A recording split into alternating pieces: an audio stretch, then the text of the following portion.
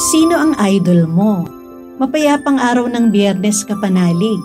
Ginugunita natin ngayon ang kamahal-mahalang ngalan ng mahal na Birheng Maria. Pagbati po sa lahat ng nagtataglay ng kanyang ngalan. Ito po si Sister Rose Agtarap ng Daughters of St. Paul para sa mabuting balita. Magnilay na tayo sa Ebanghelyo ngayon.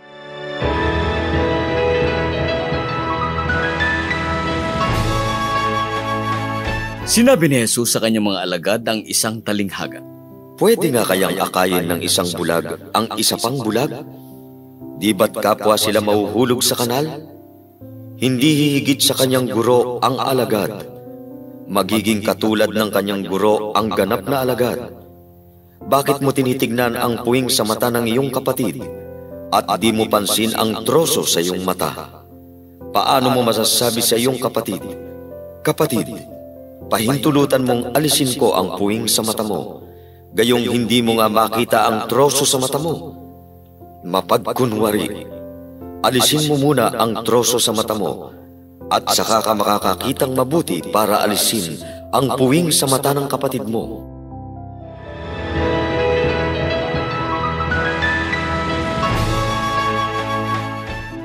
Sino ang ginagaya mo sa buhay mo? Isang simpleng tanong ngunit mahalagang pagnilayan araw-araw. Ito rin ang diwa ng Ebanghelyo ngayon.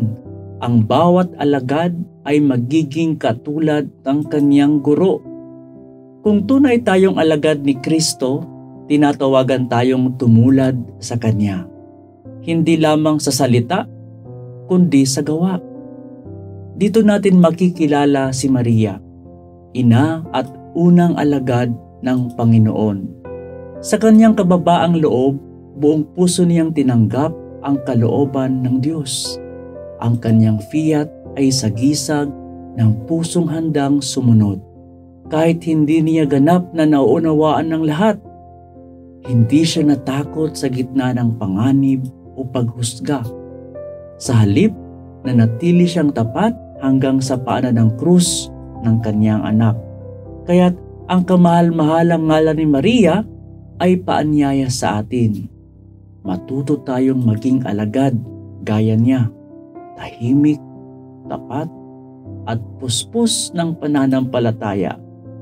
Kung nais nating maging tulad ni Kristo na ating guro, si Maria ang ating ina na mag-aakay sa landas patungo sa anak niya.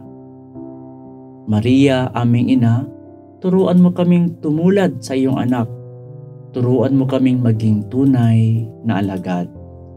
Amen.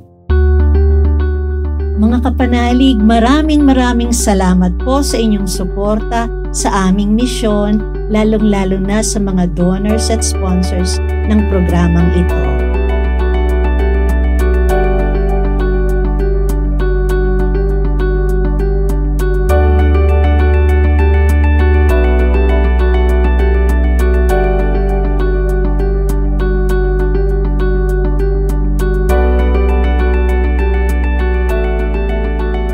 Subscribe, like, share, and follow po lines sa aming social media accounts.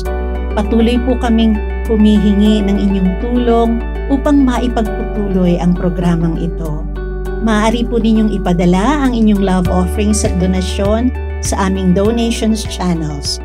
Nakakaasa po kayo na kasamang lagi ang inyong mga intensyon at kahilingan sa aming panalangin araw-araw. Ito pong muli si Sister Rose na nag-aanyaya sa inyong manalangin. Mga Arkanghel San Miguel, San Gabriel at San Rafael, hinihiling namin ang inyong makapangyarihang pamamagitan sa harap ng trono ng Diyos Ama sa langit. Sa inyong panalangin at espiritual na tulong, pangalagaan niyo kami mula sa kapahamakan. Pagaligin kami sa aming mga kahinaan at ipabatid sa amin ang kalooban ng Diyos para sa aming buhay. Arkanghel San Miguel, San Gabriel at San Rafael, ipanalangin niyo kami. Amen.